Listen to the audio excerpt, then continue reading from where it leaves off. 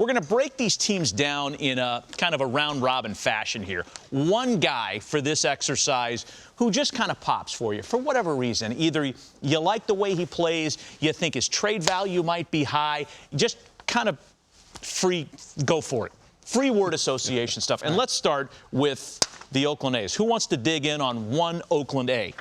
I'll go with Ramon Laureano, who I think has always brought tremendous defense to the position, and this year is already in double digits in home runs. I believe about a 900 OPS to go along with it this year. He's kind of the A's, right? They made, a minor trade. They sent a reliever to Houston, who isn't even in the major leagues this year, and this guy's a key core to their team. For me, it's Matt Olson. I think as he goes, so go the A's. When they won 13 games in a row, he hit 409 with an OPS of over 1,300. Right now, he's on a tear again. Last 13 games, he's hitting 970. This guy is a difference maker. I'm going to go short sample size here. James Kaprielian, look, a very shrewd acquisition. The way the A's have to operate is to buy low, and they traded for James Kaprielian right when he had Tommy John surgery. They knew that if he contributed at all, it wouldn't be for a couple years, and apparently that time has come. Only 2 starts, I get it, but he's been really good in both, and I've got to plug an Armenian guy when he's out there succeeding because we don't have many. Angels, Joel, one guy. I didn't see that turn coming. I'm going to go with Joe Adele, who isn't even on their team now. Mike Trout's going to be out a while. Adele, I believe, has 10 homers in about 18 games at AAA. The key has been strikeouts in his short term with the majors last year and even in the minors this year. But to me, if they're in it, he's got to be good. If they're not, let's find out about him this year. For me, with Mike Trout down, it's all about Shohei Ohtani, whether he's going to take the ball every 6 days or not, whether he's going to get 400 or 500 at-bats. I want to see him swing the bat, as you mentioned, Matty, earlier. I want to see what this guy can really put together when he's swinging it every single day, and I'm concerned about his velocity. I think that this guy, Jared Walsh, is the best player that folks outside of Orange County don't know about. Really good RBI guy, so good as a glove man that they felt like they had to make the tough decision with Albert Pujols. Jared Walsh is great. So we're having this little discussion here, and we're identifying one player from each of the California teams that we just want to riff on for 15 seconds. Let's go to the Giants. Joel, who do you got? I got the face of the franchise. I got Buster Posey because I love this story this year. He's back. He's got over 1,000 OPS. Look, last year wasn't great for anyone, but in a way, missing last year, opting out after the birth of his twins, seems like his hip got a lot better. That inside fastball that was beating him for a few years, that's now a long ball. It's great to see Buster Posey be Buster Posey. And for me, Kevin Gausman, they gave him the qualifying offer. Everyone was saying, really? Why Kevin Gausman? But he has found, he's 5-0 with a 1.53, but he has found his splitter. The command of his splitter has made all the difference in the world for Kevin Gausman. The best would-be free agent shortstop in baseball right now is this guy. Sorry, Trevor Story.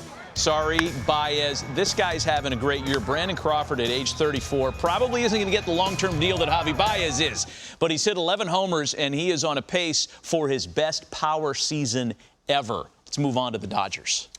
Yeah, I'm going to pick an obvious guy here. It's going to be Clayton Kershaw because, we keep talking about the new Clayton Kershaw reinvented. Since the beginning of last season, it's now 21 starts. Pretty good sample size. He's 13-5 with a 2.57 ERA.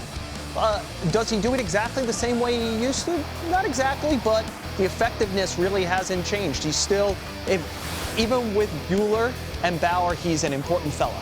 And I've got Gavin Lux. He's the second baseman who is now the shortstop because of Seager. This is his natural position in the last 14 games since playing that. He's slugging .569. He's going to be an important piece going down through the wire. Guy that I love watching is this guy. I call him Count Full Count because Max Muncy just doesn't even process swinging the bat until it's 2-2 or 3-2. He is singularly responsible for between 20 and 25 pitches a night.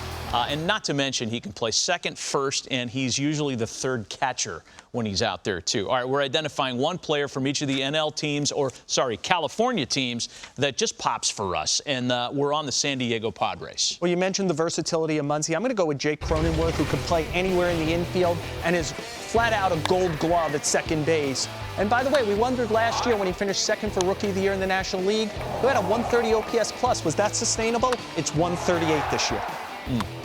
And for me, Mark Melancon, I think he was maybe the best signing of any pitcher in the last offseason. Only $3 million for a closer who's been nearly perfect. 17 for 17 save opportunities, giving up only 2 runs in 23 innings, and opponents are doing nothing against this guy. They've got a 414 OPS against. I got a picture from this staff as well. By the way, the Padres have never had the best ERA in baseball as a team. They might do it this year because Yu Darvish, I'm convinced, could win just by throwing sliders. He throws like 6 or 7 different ones, and I just don't know, on nights when he puts it together, I don't know how he ever loses. And maybe it's when I watch him, he's always good, because that does kind of happen to us as we watch a lot of baseball. But I think this, Yu Darvish is a legit Cy Young candidate this year, and Fernando Tatis Jr. is a legit MVP candidate this year. Which of those 2 award winners are most likely to land in San Diego?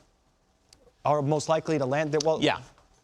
Which award will go there? I think Darvish has got a real shot. Since the middle of the 19 season, he's been brilliant. You know, he had a tough first half in 19, couldn't throw strikes really. Got that in order. He's been great. He almost won the Cy Young last year. Yeah. And I just wonder, Matty, he was so available in the offseason as the Cubs were looking to lower payroll. And rightfully, people were concerned about some injury history. But he's now going on almost 2.5 years of being really terrific. And I wonder if a lot of teams are going to kick themselves that they didn't jump in on Darvish. Agreed. What do you think, Val? Is it Tatis more likely to win MVP or Darvish Cy Young? Yeah, for me, it's Tatis. I mean, I've seen him do things now in such an early career that nothing is going to kind of make me go, oh, yeah, how did he do that? This guy is an incredible talent, the most exciting player in baseball.